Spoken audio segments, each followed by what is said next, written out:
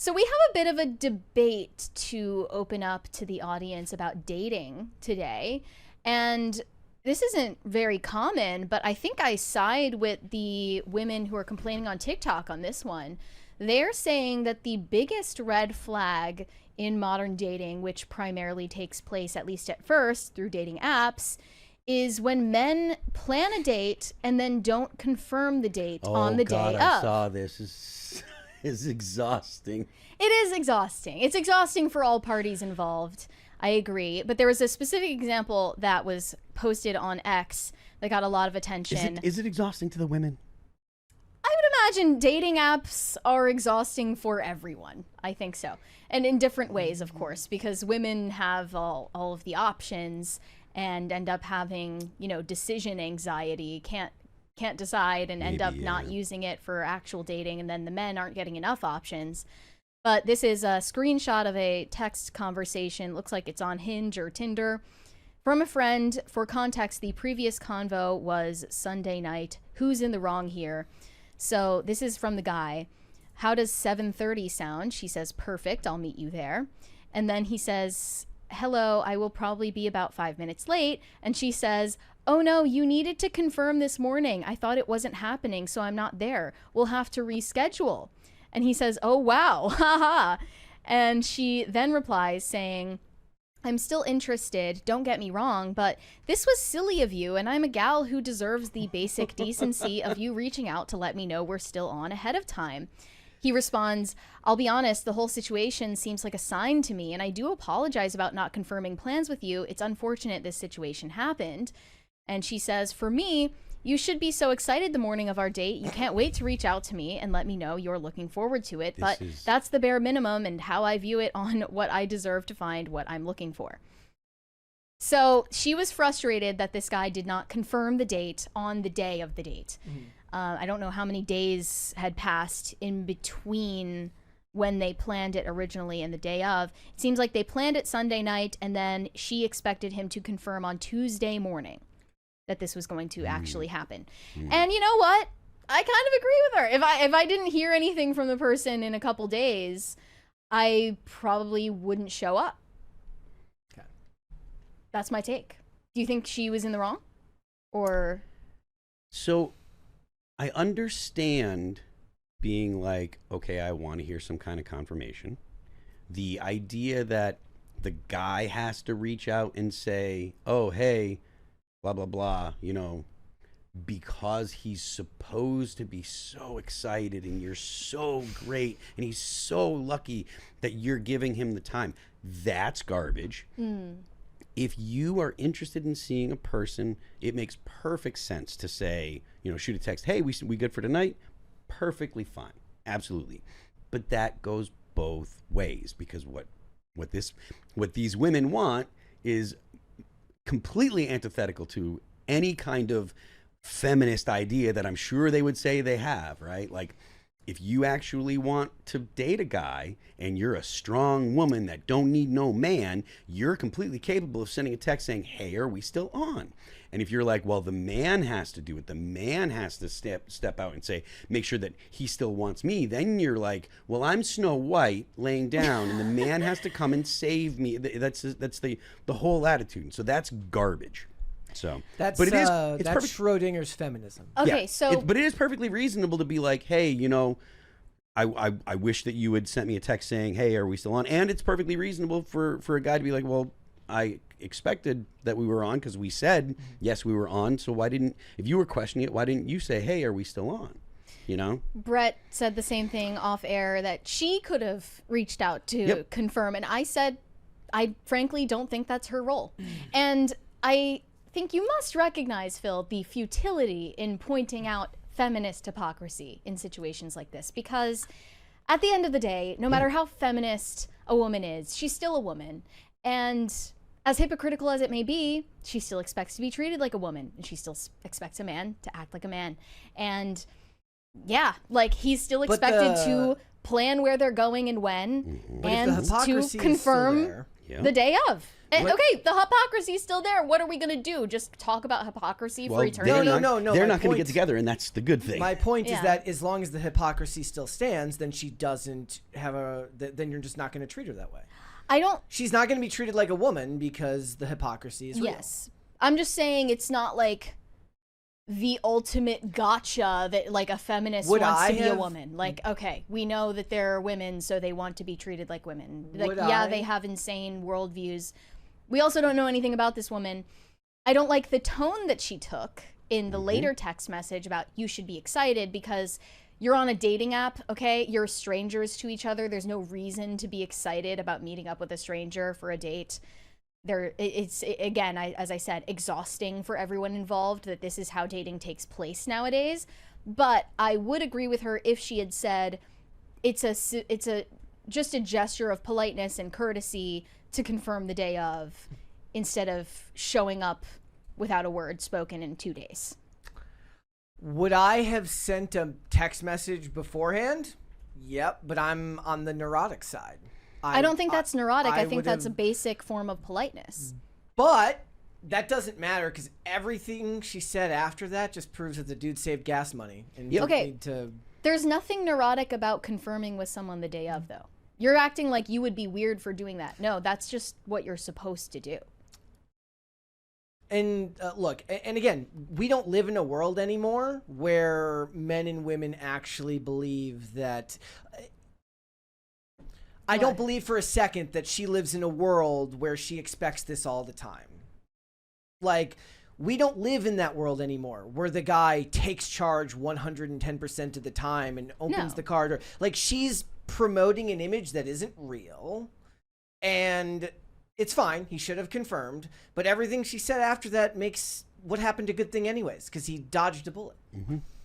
Yeah, I think if there had been prior context, if they somehow knew each other beforehand, you would expect someone to be looking forward to the date. If you're strangers from a dating app, there's no reason to expect someone to come into it with that attitude. Her delusion is believing that anybody should be excited about a Hinge date with anybody, let alone with her. Exactly. Radfem Hitler responded to this saying, all of these quote-unquote games women play on dating apps are actually rational adaptations to filter out men who are only half interested. Online dating makes it necessary, in fact. She says this, but then because of the quality of men that they get, because they're all thinking that they're 10s and they're all thinking that they deserve, some CEO or, some guy in finance who makes billions of dollars or makes millions of dollars or whatever, you're not going to get that guy with that attitude. I think you're extrapolating a lot. I don't think she's saying she expects a billionaire CEO. She's expecting a guy who confirms a date. I'm assuming, because that's generally the way that modern women behave on these apps. They want to make sure that the guy's like, he's great looking and he's wealthy and blah blah blah. They're like, it's the situation of where women think that they're all 10s and they tell each other they're all 10s, and then so they expect to get an elite level guy, but they're not going to treat a guy that's an elite level guy like this and actually attract them. I don't think there's anything elite level about practicing common courtesies. You're still kind of missing what I'm saying. The general consensus with women is women are looking for the best guy they can get, right? And so they want a guy to treat them a certain way.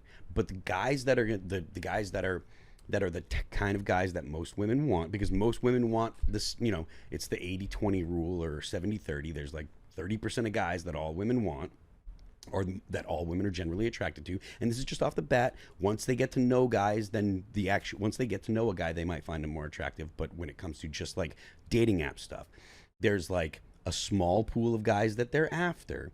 And if you're after the small pool of guys and you behave like this, the small pool of guys have so many options because they're all like, all the women are after them, that they're not going to do these kind of things. They're not going to be, be concerned with, did I do the right small thing, because they have so many options.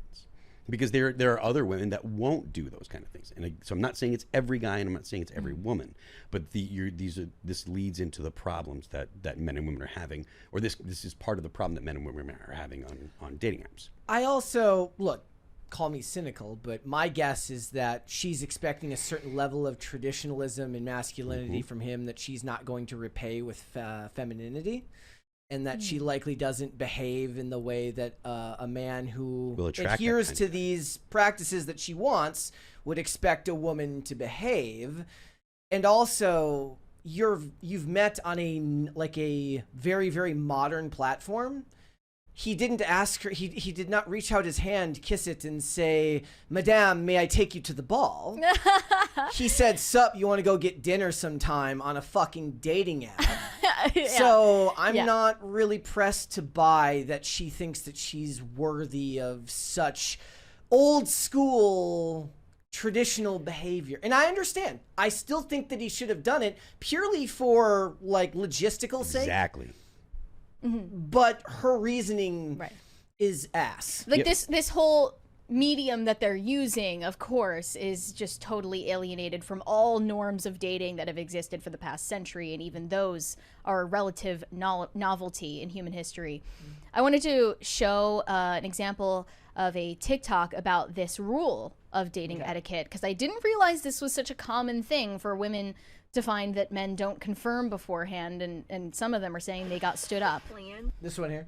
Okay, I'm gonna have to turn the volume up. Native, hold on. Like the date is confirmed the day before, or at the very least the day of, like the morning of the event. There are no plans. Go about your day like you do not have that date. Make other plans, whatever it is, because if they do not confirm, you are not going to be the type of girl that sits around and is just like, is he gonna text? Are we still going? We're not wasting it. We have very short lives, very important short lives, and we are living it and making other plans. If they don't confirm the day before or the morning of, there's no date. Go on with your life, girl. She gets no traditional treatment. No. You don't get to be that modern and ask for traditionalism. Yep.